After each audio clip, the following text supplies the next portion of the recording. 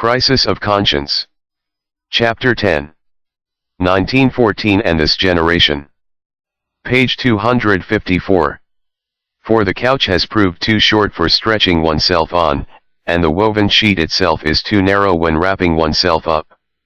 Isaiah chapter 28, 20.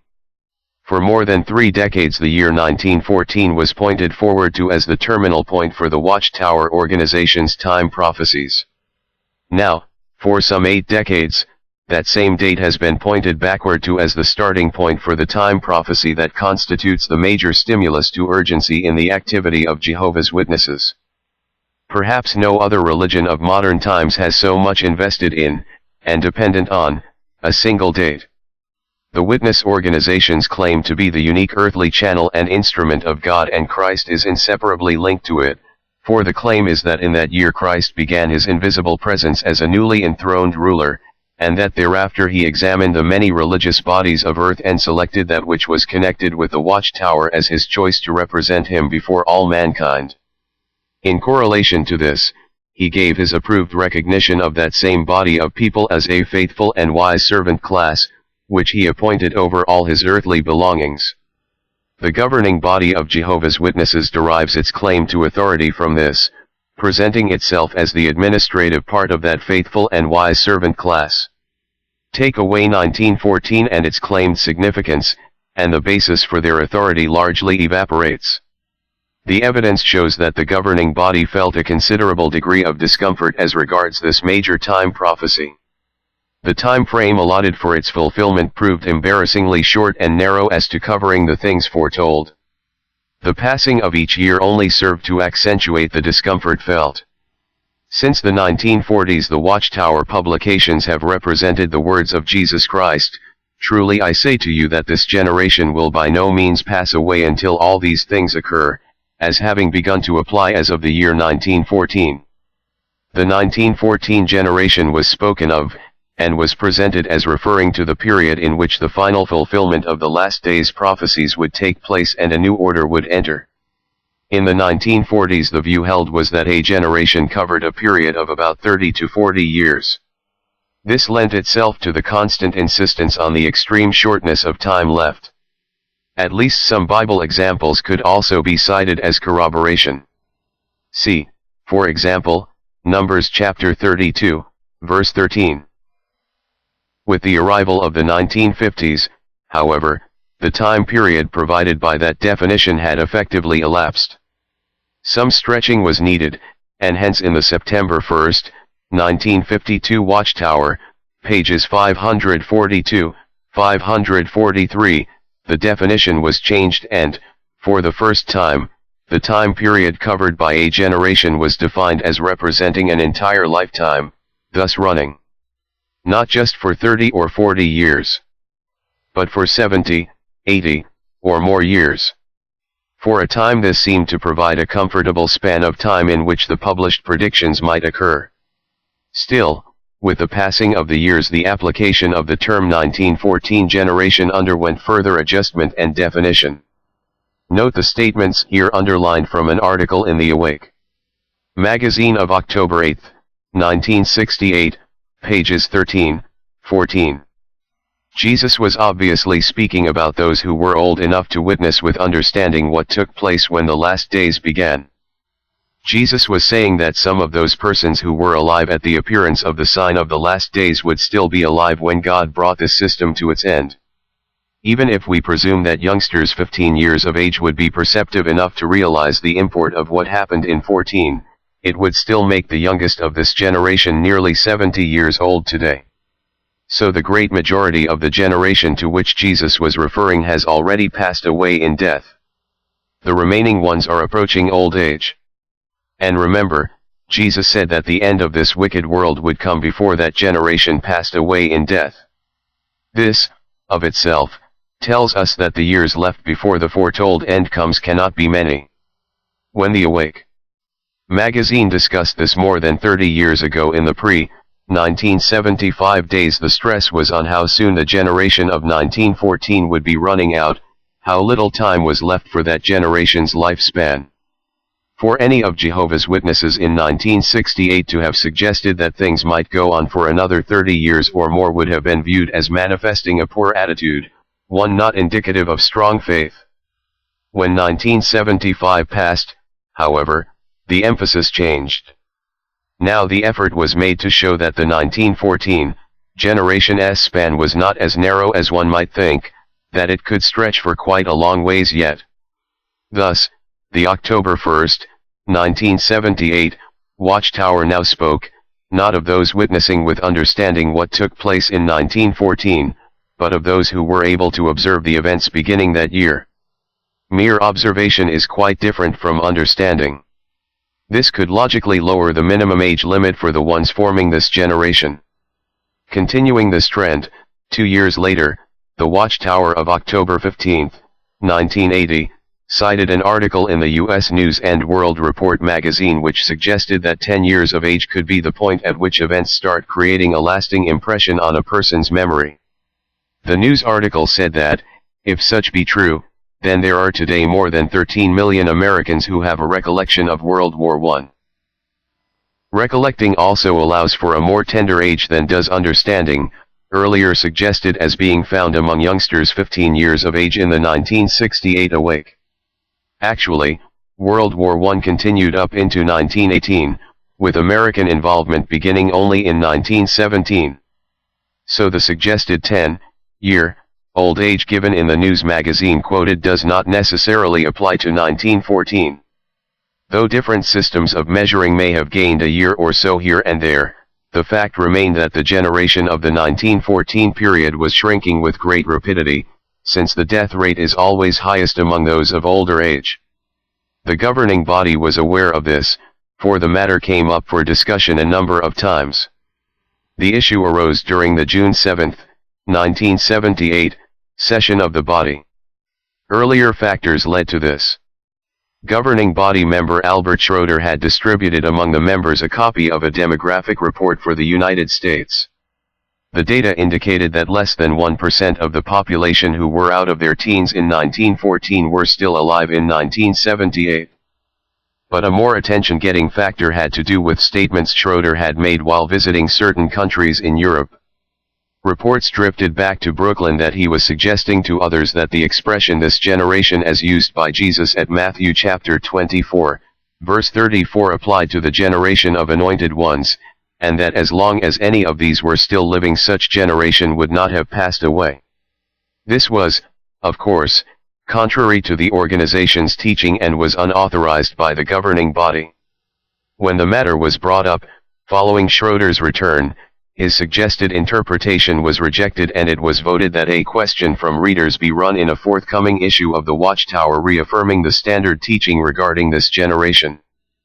Footnote: see the Watchtower, October 1, 1978. End of footnote. Interestingly, no rebuke or reproof whatsoever was directed to governing body member Schroeder for having advanced his unauthorized, contradictory view while in Europe. The issue emerged again in both the March 6 and November 14, 1979, sessions. Since attention was being focused on the subject, I made Xerox copies of the first 20 pages of the material sent in by the Swedish elder which detailed the history of chronological speculation and revealed the actual source of the 520-year calculation and the 1914 date. Each member of the body received a copy. Aside from an incidental comment, they did not see fit to discuss the material. Lyman Swingle, as head of the writing department, was already familiar with this material. He directed the body's attention to some of the dogmatic, insistent statements published in several 1922 issues of the Watchtower, reading portions of these aloud to all the members. He said that he had been too young in 1914, only about 4 years old then, to remember much about it. The footnote reads, among the governing body members at the time discussed, only FRANZ, now deceased, was out of his teenage years in 1914, being 21 years old then. As to the other members, Karl Klein, now deceased, and Carrie Barber were 9, Lyman Swingle, now deceased, was 4, Albert Schroeder 3, Jack Barr was 1 year old. Lloyd Berry, now deceased, Dan Sidleek, Milton Henschel, now deceased, and Ted Giraz had not yet been born, their births coming after 1914, as is true of the 5 latest members added since to the body. End of footnote. But he said that he did remember the discussions that took place in his home regarding 1925. That he also knew what had happened in 1975. He said he personally would not want to be misled regarding another date. In the course of the session, I pointed out that the Society's 607 BCE starting date had no historical evidence whatsoever for support. As for 1914 and the generation then living, my question was, if the organization's traditional teaching is valid, how can we possibly apply Jesus' accompanying words to the people living in 1914? He said, when you see all these things, know that he is near at the doors, and as these things start to occur, raise yourselves erect and lift your heads up, because your deliverance is getting near. The publications regularly stated that those words began applying from 1914 onward, to those Christians living in 1914. But if so, then to whom among them could this apply?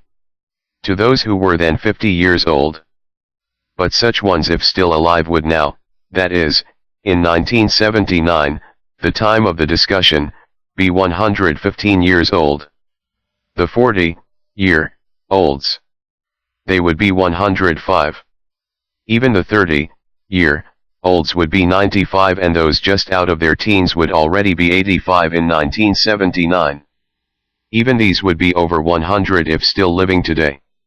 If then those stirring words lift up your heads because your deliverance is getting near, it's at the doors indeed applied to people in 1914 and meant that they could hope to see the final wind-up, reasonably that exciting announcement would need to be qualified by saying, yes, you may see it, that is, provided you are now quite young and live a very, very long life.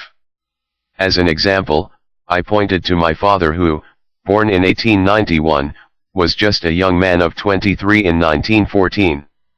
He lived, not just 60 years and 10, or 80 years, but reached 86 years of age.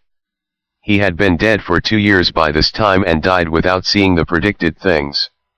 So I asked the body how meaningful the application of Jesus' words in Matthew chapter 24, verse 33 and 34, could have been in 1914 if the only ones who could hope to see them fulfilled were children just in their teens or younger. No specific reply was offered. A number of members, however, did voice their continued support for the organization's existing teaching about this generation and the 1914 date. Lloyd Berry expressed personal dismay that doubts existed within the body regarding the teaching.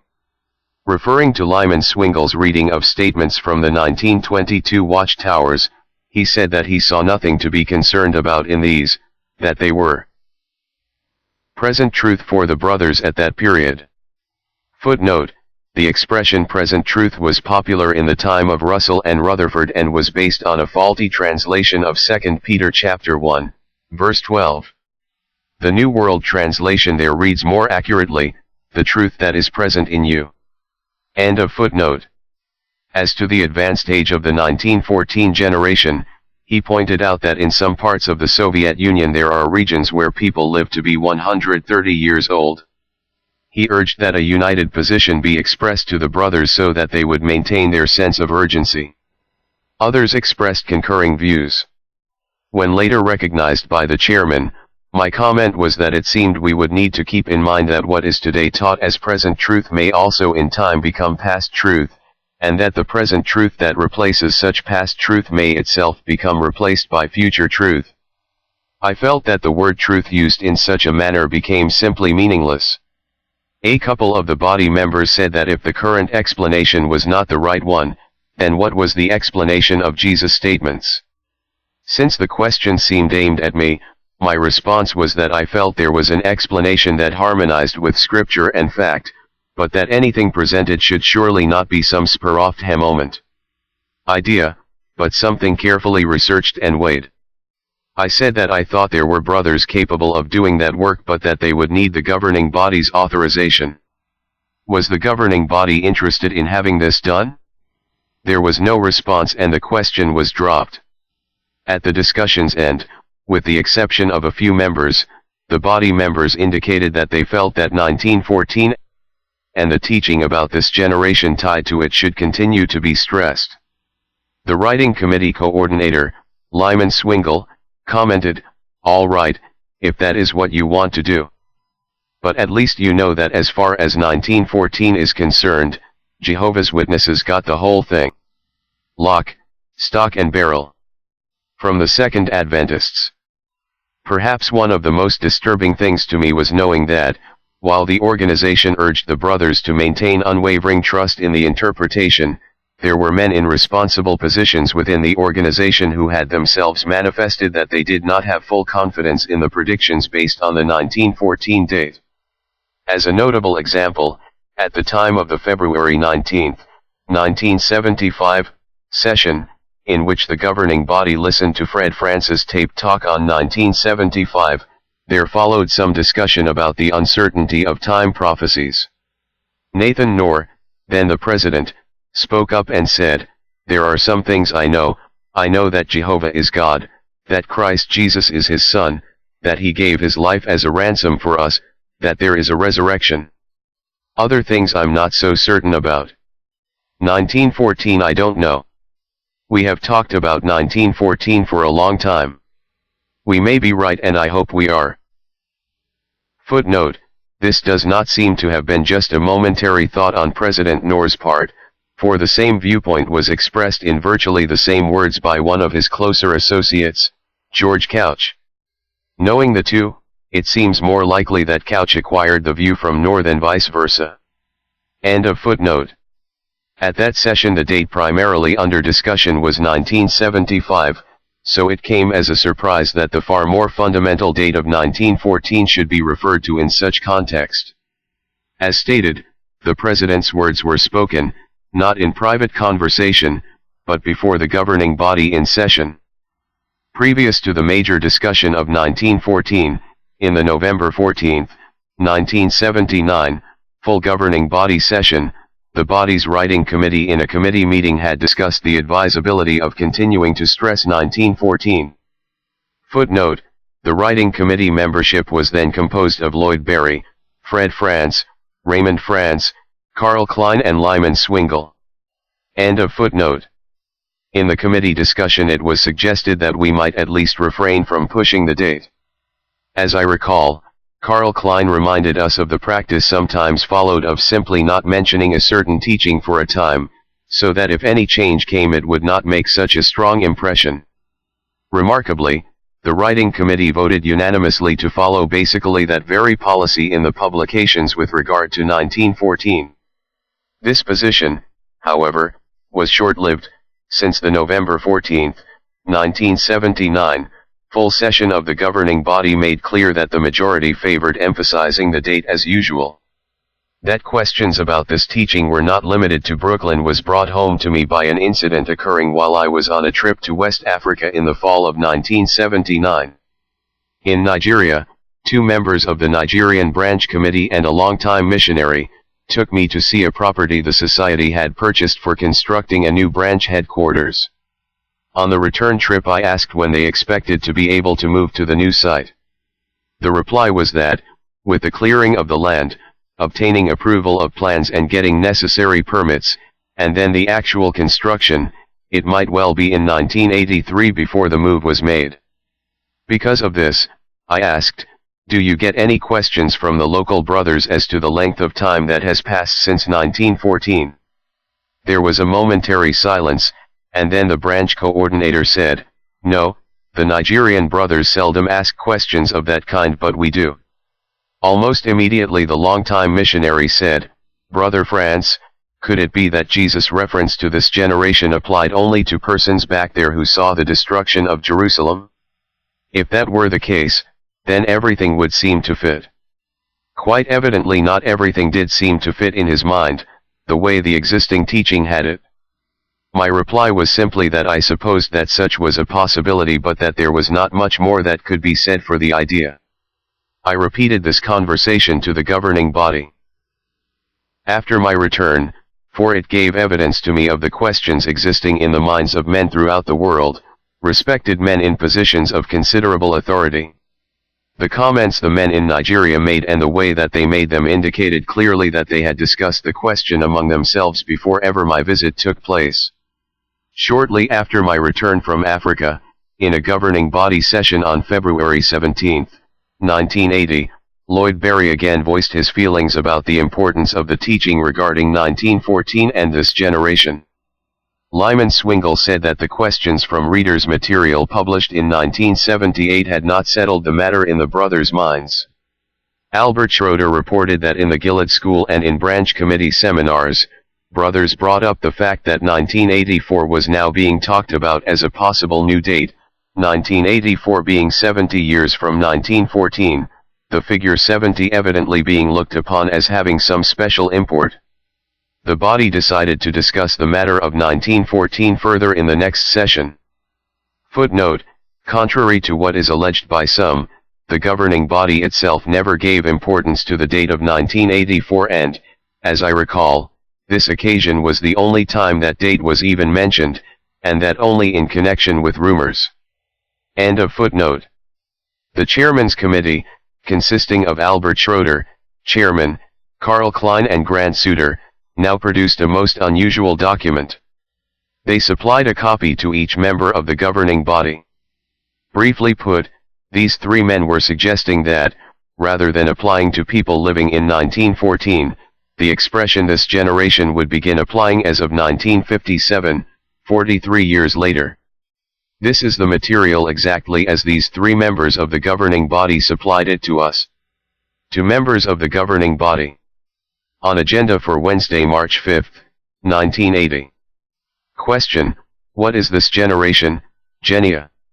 Matthew chapter 24, verse 34, Mark chapter 13, verse 30, Luke chapter 21, verse 32.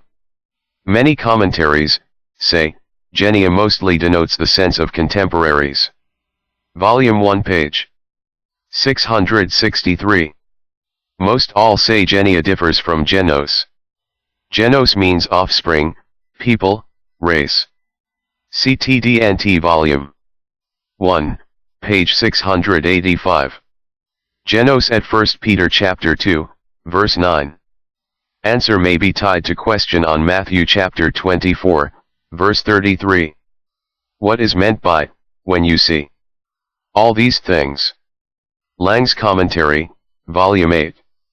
Suggests that these things do not refer to CE 70, nor the Parousia 1914 but to verses 29 and 30, the celestial phenomena that we now see began with the space age 1957 onward.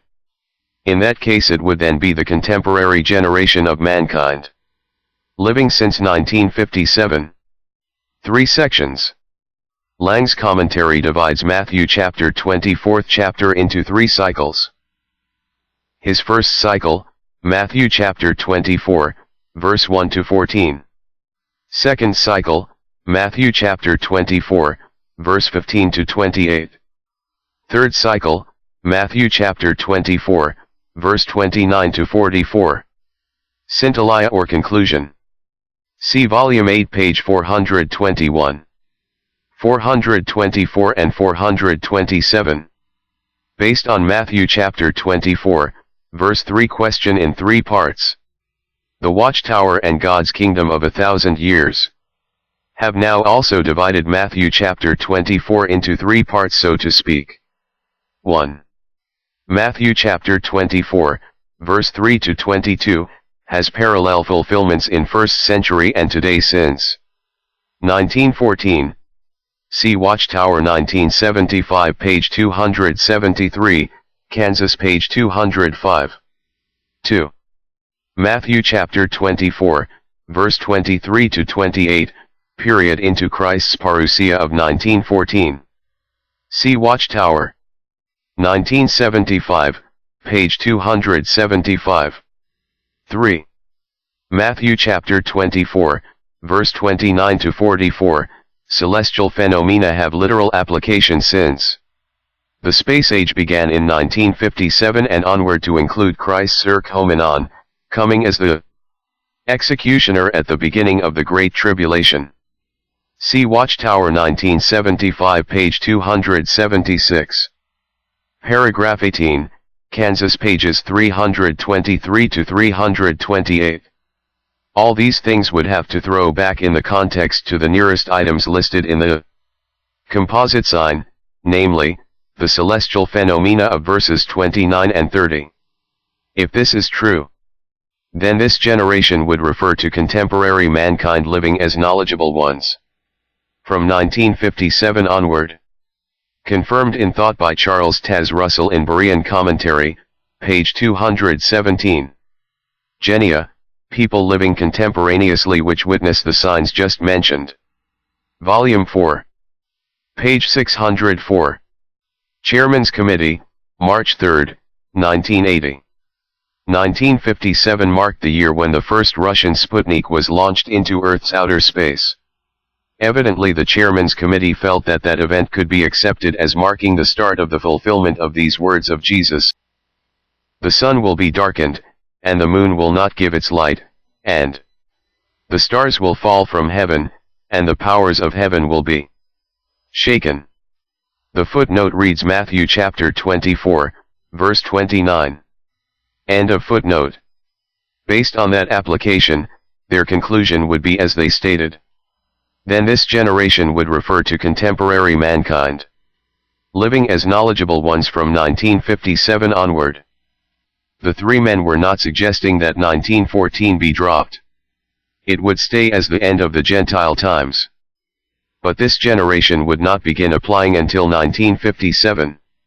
In view of the swiftly diminishing numbers of the 1914 generation, this new application of the phrase could undoubtedly prove even more helpful than some person allegedly living to be 130 years old in a certain section of the Soviet Union. As compared with starting in 1914, this new 1957 starting date would give an additional 43 years. For the period embraced by the expression this generation to reach. Governing body standards required that for any committee to recommend something to the full body there should be unanimous agreement among the committee members, otherwise the divided viewpoint should be presented to the body for settlement. The presentation of the novel idea regarding 1957 was therefore one upon which the three members of the Chairman's Committee, Schroeder, Klein and Suter must have agreed. I would think that, if asked about this presentation today, the response would be, "Oh, that was just a suggestion." Possibly, but if so it was a suggestion seriously made. And for Albert Schroeder, Karl Klein and Grant Suter to bring such a suggestion to the governing body, they must have been willing in their own minds to see the suggested change made. If, indeed, their belief and conviction as to the Society's long-time teaching about this generation, as applying from 1914 onward, had been strong, firm, unequivocal, they certainly would never have come forward with the new interpretation they offered. The governing body did not accept the new view proposed by these members. Comments made showed that many considered it fanciful. The fact remains, however, that governing body members Schroeder, Klein and Suter presented their idea as a serious proposition, revealing their own lack of conviction as to the solidity of the existing teaching on the subject. Despite all this evidence of divided viewpoint as to the validity of the claims regarding 1914 and the 1914 generation, bold, positive, forceful statements regarding 1914 and this generation continued to be published as biblically established fact by the Prophet Organization, and all of Jehovah's Witnesses were urged to put full trust in this and carry the message about it to other people earthwide. In an apparent effort to calm concern about the diminishing ranks of the 1914 generation, the same Watchtower, October 15, 1980, page 31, that implied that the age limit for that generation's members could be lowered to 10 years of age, also said, "And if the wicked system of this world survived until the turn of the century, which is highly improbable in view of world trends and the fulfillment of Bible prophecy, there would still be survivors of the World War I generation. However, the fact that their number is dwindling is one more indication that the conclusion of the system of things is moving fast toward its end. That was written in 1980. 20 years later, by the turn of the century, the 10-year-olds of 1914 would be 96 years old. Still, there might be a few of them yet around, and evidently that was viewed as all that was necessary for Jesus' words to be fulfilled. Depending, of course, on the acceptance of the idea that Jesus was directing his words particularly to 10-year-old children. This illustrates the extremes to which the organization was willing to go to hold on to its definition of the 1914 generation. More years passed and now no mention was made of 10-year-olds, but instead the reference was simply to those living in 1914 or similar. This, of course, allowed for newborn babies to be included in the 1914 generation. But with the arrival of the 1990s, and with the third millennium about to begin, even this adjustment in understanding provided only momentary relief for the problem. Even a newborn in 1914 would be approaching 90 by the year 2000. One thing I can say with positiveness about the matter is that I personally found the reasoning employed within the governing body to be incredible.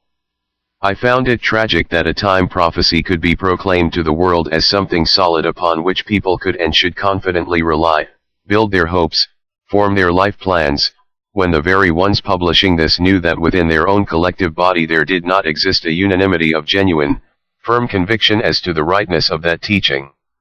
It may be that when viewed against the whole background of the organization's decades of date fixing and shifting of dates, their attitude becomes more understandable. Perhaps more incredible to me is that the chairman's committee members, Albert Schroeder, Karl Klein and Grant Suter, within about 2 months of their submission of their new idea on this generation, listed the teaching about the start of Christ's presence in 1914 as among the decisive teachings for determining whether individuals, including headquarters staff members, were guilty of apostasy and therefore merited disfellowshipment.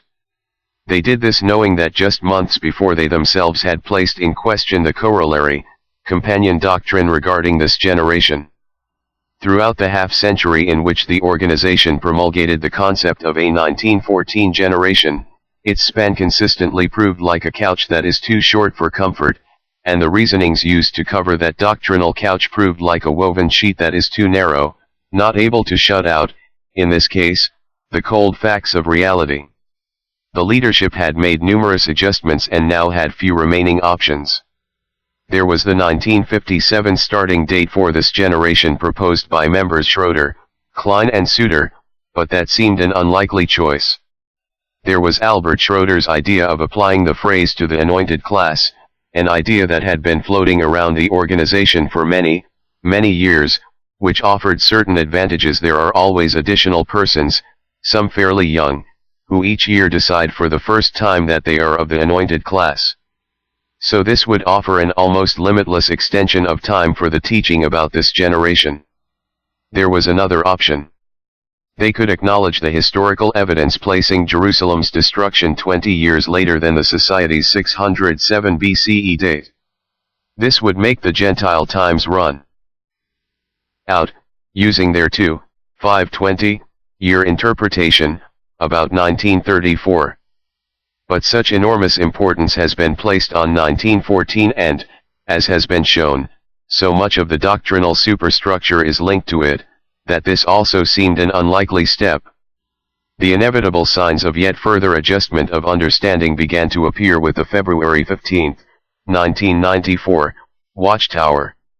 In it the beginning of the application of Jesus' statement about signs in sun and moon and stars, and on the earth anguish of nations was moved up from the year 1914 to a point following the start of the yet future Great Tribulation.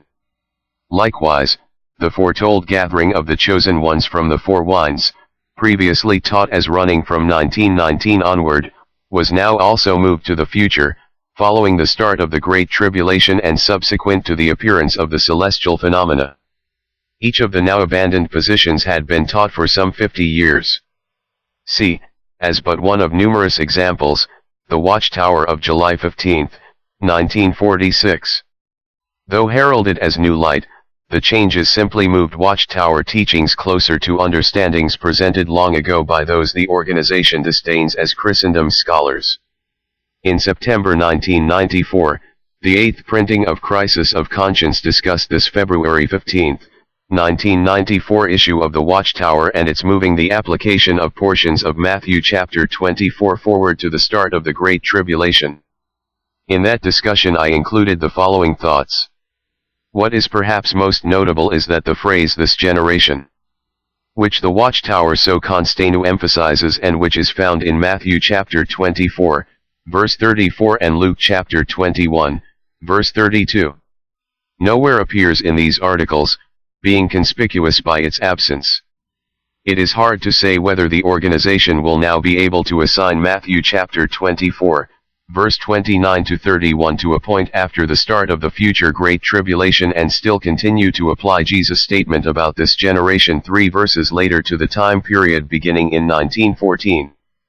But as has been shown, it is reasonable to believe that the governing body would welcome some means of escape from the increasingly difficult position created by tying the phrase "this generation," along with the accompanying words that it will not pass away until all these things have taken place, to the steadily receding date of 1914. Whether this new interpretation is simply preparing the ground for a crucial change in the application of the phrase "this generation" remains to be seen. Undoubtedly, the most desirable escape would come with an explanation that both retained 1914 as the start of the last days and at the same time successfully disconnected the phrase "this generation" from that date. As stated, the organization can hardly give up 1914 completely without undermining a host of teachings based on that date. But if the phrase "this generation" could be unlinked from 1914 and be applied to some future period of unknown date, then the passage of time, the arrival of the third millennium in the year 2000, and even the approach of the year 2014, might not prove too difficult to rationalize, particularly with a membership trained to accept whatever the faithful and discreet slave class and its governing body may offer them. As stated, that information in Crisis of Conscience was printed in September 1994. Just 13 months later articles appeared in the November 1, 1995 Watchtower which did almost precisely what had been pointed to in that 1994 edition of Crisis of Conscience. As indicated, they now unlink the phrase "this generation," Matthew chapter 24, 34, from the date of 1914, but still retain the date as biblically significant. This was accomplished by a new definition of the sense of generation in this text. About 70 years ago, the Golden Age magazine of October 20, 1926, connected Jesus' words about this generation to the date of 1914, as did subsequent Watchtower magazines. Some 25 years later, the June 1, 1951, Watchtower, page 335, in connection with 1914, stated, "Hence our generation is the generation that will see the start and finish of all these things, including Armageddon." In the July 1, 1951, issue, page 404, this generation was again linked to 1914. Of Matthew chapter 24, 34, it said, "The actual meaning of these words is, beyond question that which takes a generation in the ordinary sense, as at Mark chapter 8, verse 12 and Acts chapter 13, verse 36, or for those who are living at the given period." It then added, "This therefore means that from 1914 a generation shall not pass till all is fulfilled, and amidst a great time of trouble." For over 40 years thereafter Watchtower publications continued to assign a temporal sense to the generation of Matthew chapter 24, verse 34. The aging of the 1914 generation was pointed to again and again as clear evidence of the shortness of the remaining time. In the revised 1995 definition, however, rather than having parameters of time limitations or any set starting point, the generation is instead said to be identified, not temporally, but qualitatively, by its characteristics, as in the reference to an evil and adulterous generation in Jesus' time. This generation is now said to be the peoples of earth who see the sign of Christ's presence but fail to mend their ways. 1914 is not discarded, however, something the organization could not do without dismantling the major theological structure and distinctive tenets of the religion. 1914 remains as the claimed date of Christ's enthronement in heaven, the beginning of his second, invisible, presence, as also the start of the last days. And it still figures, though obliquely, in the new definition of this generation, since the sign of Christ's presence which the doomed ones see and reject or ignore, supposedly began to be visible worldwide from and after 1914. What then is the significant difference? It is that now, to qualify as part of this generation, a person need no longer have been alive in 1914 to form part of this generation. Anyone can see the supposed sign of Christ's presence at any time. Even if for the first time in the 1990s, or for that matter in the third millennium, and still qualify as part of this generation. This allows the phrase to float free of any starting date and reduces considerably the need to explain the embarrassing length of time that has elapsed since 1914, and the rapidly diminishing ranks of persons who were alive at that date. Perhaps the most graphic evidence of this change is seen in the masthead of the Awake magazine. Up until October 22, 1995, it read, "Why Awake? Is published. Awake is for the enlightenment of the entire family. It shows how to cope with today's problems. It reports the news, tells about people in many lands, examines religion and science. But it does more. It probes beneath the surface and points to the real meaning behind current events, yet it always stays politically neutral and does not exalt one race above another. Most important, this magazine builds confidence in the Creator's promise of a peaceful and secure new world before the generation that saw the events of 1914 passes away." The statement that this magazine builds confidence in the Creator's promise of a peaceful and secure new world before the generation that saw the events of 1914 passes away, appeared year after year from 1982 until October 22, 1995. With the November 8, 1995 issue, the statement was altered to read, "Why Awake? Is published. Awake is for the enlightenment of the entire family. It shows how to cope with today's problems. It reports the news, tells about people in many lands, examines religion and science. But it does more. It probes beneath the surface and points to the real meaning behind current events, yet it always stays politically neutral and does not exalt one race above another. Most important, this magazine builds confidence in the Creator's promise of a peaceful and secure new world that is about to replace the present wicked, lawless system of things. All reference to 1914 is now deleted, presenting graphic evidence of this crucial change, as well as, in effect, indicating that the Creator had somehow reneged on his promise tied to the 1914 generation. It remains to be seen what the ultimate effect of this change will be. I would think that those feeling its effects most acutely would be those older, long-time members who had embraced the hope of not dying before the realization of their expectations regarding the complete fulfillment of God's promises. Proverbs chapter 13:12 says that hope deferred, expectation postponed, according to New World, makes the heart sick, but a desire fulfilled is a tree of life. The New Revised Standard Version. Any feelings of heartsickness these may now experience are not the responsibility of the Creator but of the men who implanted and nourished in them false expectations tied to a date. Those younger or more recently affiliated will not likely feel as severely the impact of the change. It is, after all, clothed in language that makes no acknowledgement of error on the organization's part, but which shrouds the change in terms of progressive understanding and advancing light. The May 1, 1999 Watchtower, page 13, says, "Our progress in understanding the prophecy in Matthew chapters 24 and 25 has been thrilling, this, while contemporaneously discarding one interpretation after another taught for years as divine truth.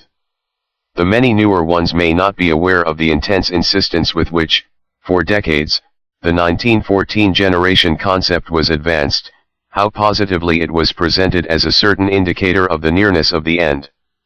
They may not realize how adamantly the 1914 generation teaching was presented as being, not of human origin, but of divine origin, not a timetable based on human promise, but based on God's promise. This 40-year-long, implicit tying of God and His Word to a now failed concept only adds to the heaviness of the responsibility. One is reminded of Jehovah's words at Jeremiah chapter 23, verse 21, I did not send the prophets, yet they ran, I did not speak to them, yet they prophesied. This basic change can only have come as the result of a governing body decision. As shown, the essential issue involved came up for discussion as far back as the 1970s. One cannot but wonder as to the thoughts of the governing body members today, what sense of responsibility they feel. Every member of that body knew then and knows now what the organization's record has been in the field of date setting and predicting. Through the publications this is excused on the basis of a fervent desire to realize the fulfillment of God's promises in their own time, as if one cannot have such fervent desire without presuming to set a timetable for God, or to make predictions and attribute them to God, as based on His Word. They know also that, despite mistake after mistake, the organization's leaders kept on feeding its membership new predictions. They know that the leadership has consistently failed to shoulder full responsibility for the errors, to admit that it, the leadership, was simply and plainly wrong. They have sought to protect their image and their claim to authority by endeavoring to make it appear that the errors were those of the membership as a whole. In an article on False Predictions or True Prophecy, the June 22, 1995 Awake. Page 9, said, Bible students, known since 1931 as Jehovah's Witnesses, also expected that the year 1925 would see the fulfillment of marvelous Bible prophecies.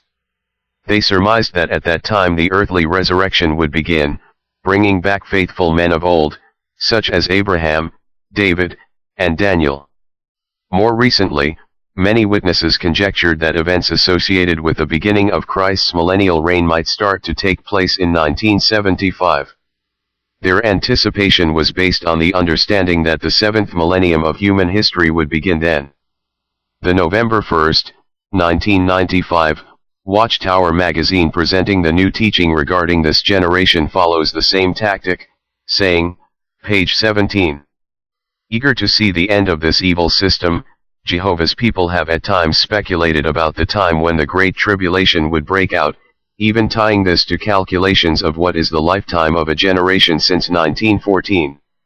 However, we bring a heart of wisdom in, not by speculating about how many years or days make up a generation, but by thinking about how we count our days in bringing joyful praise to Jehovah. Psalm chapter 90, verse 12, rather than provide a rule for measuring time, the term generation as used by Jesus refers principally to contemporary people of a certain historical period, with their identifying characteristics. The leadership thus shrugs off the responsibility that rightfully rests with them, piously counseling the membership on their spiritual outlook as if it were their wrong spiritual viewpoint that produced the problem. They do not acknowledge that the membership originates nothing and that the membership embraced hopes as to various dates solely because the leaders of the organization fed them material clearly designed to stir up such hopes, that every date mentioned and all the surmising, conjectures and speculations and calculations connected to those dates, originated, not with the membership, but with the leaders. It is somewhat like a mother, whose children become ill with indigestion, saying of such children, they weren't careful about what they ate, when in fact the children simply ate what the mother served them. And not only served them but insisted that the food should be accepted as wholesome, part of a superior diet unobtainable elsewhere, so much so that any expression of dissatisfaction with what was fed them would bring threat of punishment. The men now on the governing body all know that, for as long as any of the organization's teachings connected with the 1914 date were in effect, any open questioning or disagreement regarding these could and did bring disfellowshipment.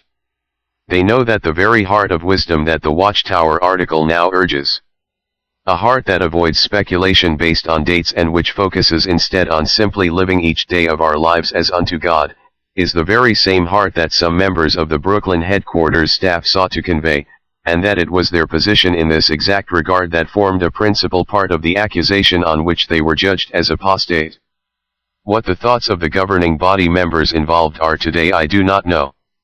I can only say that, had I been a party to the presentation now made and its failure to make an open and manly acknowledgement of responsibility for having seriously misled, and for having seriously misjudged other sincere Christians, I do not see how I could escape feeling some sense of moral cowardice.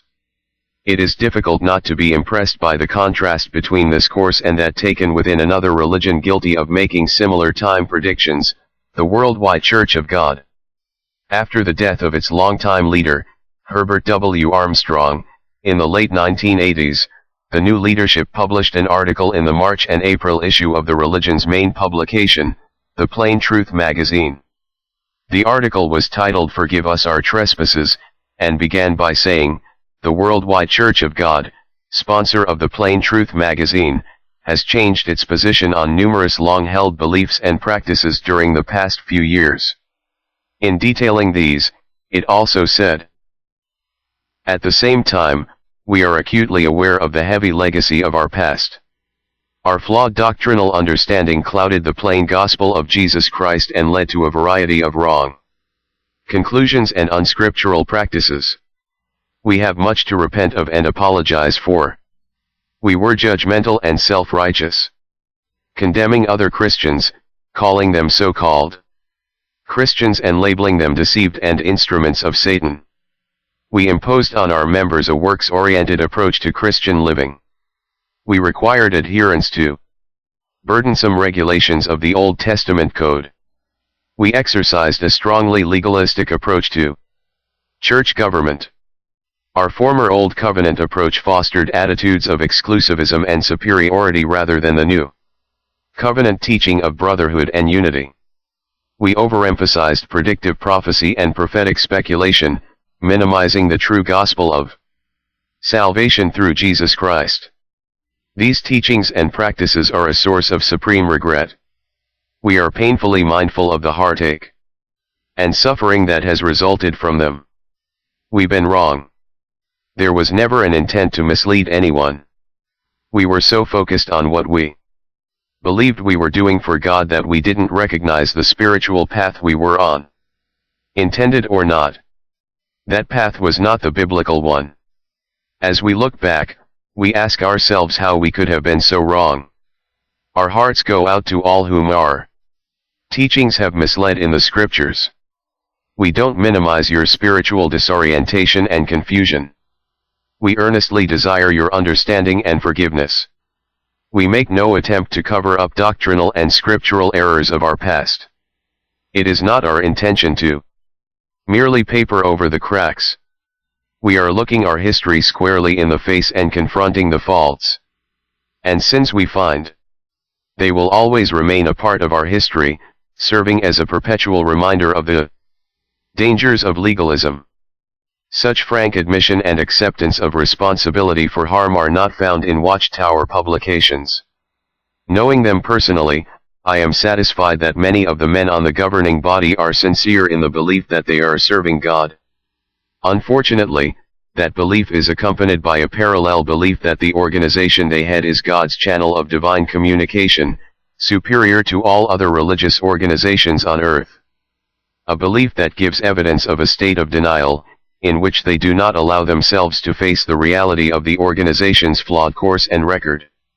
Whatever their sincerity in their desire to serve God, it regrettably has not protected them from a remarkable insensitivity to the potential disillusioning effect of their failed apocalyptic predictions, the weakening effect this can have on people's confidence in the reliability and worth of the scriptures. End of chapter 10, followed by appendix on page 415. As noted, the approach of the year 2014, marking 100 years since the prominent Watchtower date of 1914, certainly presents a problem for the organization and its concern to maintain a mindset of date-related urgency among its members. What appears to be an attempt to introduce a new time factor that will serve that purpose appears in the December 15, 2003 Watchtower, shown on the following page, which contains major articles that seek to draw a parallel between conditions in Noah's day and leading up to the flood and the conditions existing from 1914 on up to the final time of judgment. As can be seen in the photocopied material, reference is made to the period of 120 years at Genesis chapter 6, verse 3, and this is followed by the statement, "What about us?" Some 90 years have passed since the last days of this system began in 1914. It requires only elementary arithmetic to discern that 90 subtracted from 120 years leaves 30 years, and that 30 years added on to the year 2003, when the article was published, would lead to the year 2033. Hence, if the parallel drawn had basis in fact and held true, the final act of God's divine judgment upon the world would be due to occur by that date. Though the publishers of the Watchtower magazine know, from their long experience with failed date predictions, that they should avoid saying precisely that this means that only 30 years remain before divine destruction, they clearly plant the seed for speculation, perhaps seeking to mitigate the effect of the approach of the year 2014, now just a decade away. A former presiding overseer in Germany had communication with a witness who attended an annual meeting at the German branch office and said this man remarked that such implication was already being talked of. The former presiding overseer personally commented on this presentation, saying, "I don't expect to be alive in 2033.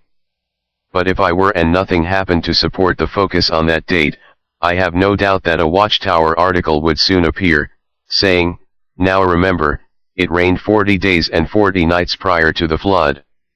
So, if we take the rule of a day for a year, Ezekiel chapter 4, verse 6, that indicates that we may expect the final destruction to come within 40 years. There is a certain viciousness that allows men to play with people's hopes and lives in that way. The book Crisis of Conscience, on page 416, makes the following quotation from the Watchtower of December 15, 2003, from paragraph 5 to paragraph 9. It reads, Paragraph 5. It is reasonable to assume that Jehovah feels about the present world as he felt about the pre-flood world. Since he brought an end to the ungodly world of Noah's day, he will certainly destroy the wicked world of today. Having a clear understanding of the parallel between that time and our day should fortify our conviction that the end of the present world is near. What, then, are the similarities? There are at least 5. The first is that a warning of coming destruction is given in no uncertain terms. Warned of things not yet beheld. Paragraph 6. In Noah's day, Jehovah declared, "My spirit shall not act toward man indefinitely in that he is also flesh. Accordingly his days shall amount to 120 years. Genesis chapter 6, verse 3, the issuance of this divine decree in 2490 BCE marked the beginning of the end for that ungodly world. Just think what that meant for those then living. Only 120 years more and Jehovah would bring the deluge of waters upon the earth to bring to ruin all flesh in which the force of life is active from under the heavens. Genesis chapter 6, verse 17. Paragraph 7. Noah received the warning of the upcoming catastrophe decades in advance, and he wisely used the time to prepare for survival. After being given divine warning of things not yet beheld, says the Apostle Paul, Noah showed godly fear and constructed an ark for the saving of his household. Hebrews chapter 11, verse 7, what about us? Some 90 years have passed since the last days of this system of things began in 1914. We are certainly in the time of the end. Daniel chapter 12, verse 4, how should we respond to warnings we have been given? He that does the will of God remains forever, states the Bible. 1 John chapter 2, verse 17, now is therefore the time to do Jehovah's will with a keen sense of urgency. Paragraph 8. In modern times, sincere students of the Bible have learned from the inspired scriptures that this system is doomed to destruction. Do we believe this? Notice what Jesus Christ clearly stated, there will be great tribulation such as has not occurred since the world's beginning until now, no, nor will occur again. Matthew chapter 24, verse 21, Jesus also said that he would come as God's appointed judge and would separate people as a shepherd separates sheep from goats. Those found unworthy would depart into everlasting cutting off, but the righteous ones into everlasting life. Matthew chapter 25, verses 31 to 33, 46. Paragraph 9. Jehovah has kept these warnings in front of his people by means of timely reminders through the spiritual food provided by the faithful and discreet slave. Matthew chapter 24, verse 45 to 47, Moreover, every nation, tribe, tongue, and people are called upon to fear God and give him glory, because the hour of the judgment by him has arrived. Revelation chapter 14, verse 6 and 7, an integral part of the kingdom message preached earthwide by Jehovah's Witnesses is the warning that God's kingdom will soon remove human rulership. Daniel chapter 2, verse 44, this warning is not to be taken lightly. Almighty God always keeps his word. Isaiah chapter 55, verses 10, 11, he did in Noah's day, and he will in our day. 2 Peter chapter 3, verses 3 to 7. End of appendix for chapter 10.